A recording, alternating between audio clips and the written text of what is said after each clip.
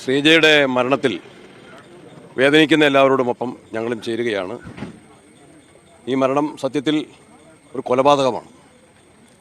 നവീൻ ബാബുവിൻ്റെ ദാരുണമായ മരണത്തിന് ശേഷം കേരളത്തിലെ CPM നേതാക്കന്മാർ കുറേയെങ്കിലും പാഠം പഠിക്കും, മനുഷ്യജീവനെ വില കൽപ്പിക്കും, വാക്കുകൾ കൊണ്ട് ആരെയും കൊലപ്പെടുത്തുകയില്ല എന്നാണ് നമ്മൾ ധരിച്ചതെങ്കിൽ അവരുടെ ആ പതിവ് ശൈലി അവർ തിരുത്തിയിട്ടില്ല. ശ്രീജ വൻപിച്ച ഭൂരിപക്ഷത്തിൽ ജയിച്ച നല്ല ഒരു പഞ്ചായത്ത് അംഗവും പൊതുപ്രവർത്തകയുമാണ്. അവർക്ക് എന്തെങ്കിലും കടബാധ്യതകളുണ്ടെങ്കിൽ അത് പിരിച്ചു കൊടുക്കേണ്ട ഉത്തരവാദിത്വം ഇവിടുത്തെ പഞ്ചായത്ത് പ്രസിഡന്റുണ്ടോ, പഞ്ചായത്ത് മെമ്പർമാർക്കുണ്ടോ? CPM ഏരിയ സെക്രട്ടറി ഈ വട്ടിപ്പണം പിരിക്കുന്ന പണി ഏറ്റെടുത്തിട്ടുണ്ടോ? ഗോവിന്ദ മാഷ് മുഖ്യമന്ത്രി മറുപടി പറയണം.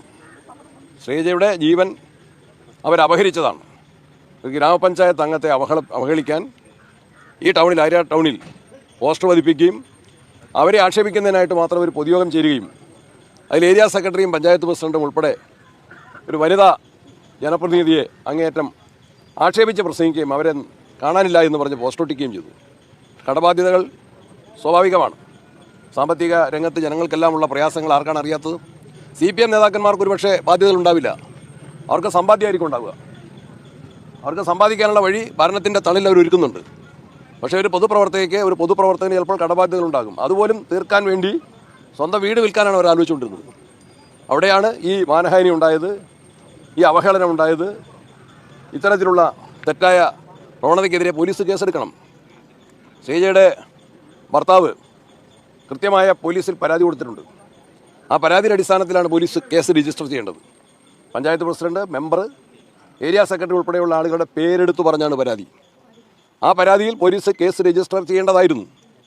അങ്ങനെ ചെയ്യാതെ പ്രതികളെ രക്ഷിക്കുന്ന പോലീസിൻ്റെ PP ദിവ്യയെ എങ്ങനെ രക്ഷിക്കാൻ പിണറായി സർക്കാർ പരിശ്രമിച്ചോ ആ മോഡലിൽ തന്നെയാണ് ആര്യനാട് സംഭവിച്ചത്.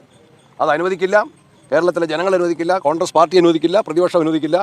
ശ്രീജയുടെ മരണത്തിന് ഉത്തരവാദികളായവരെ നിയമത്തിന് മുമ്പിൽ കൊണ്ടുവരണം, അവരെ കൽത്തുറങ്കിലടക്കണം. ശ്രീജയുടെ കുടുംബത്തെ സഹായിക്കാനും സംരക്ഷിക്കാനും സർക്കാർ മുൻകെടുക്കണം. സർക്കാരിന് കൂടി ഈ പഞ്ചായത്ത് പ്രസിഡന്റിൻ്റെ ഈ ചെയ്തിയിൽ സർക്കാരിന് കൂടി ഉത്തരവാദിത്വമുണ്ട്. ആ കുടുംബത്തോടൊപ്പം കോൺഗ്രസ് പാർട്ടി ഉണ്ടാകും.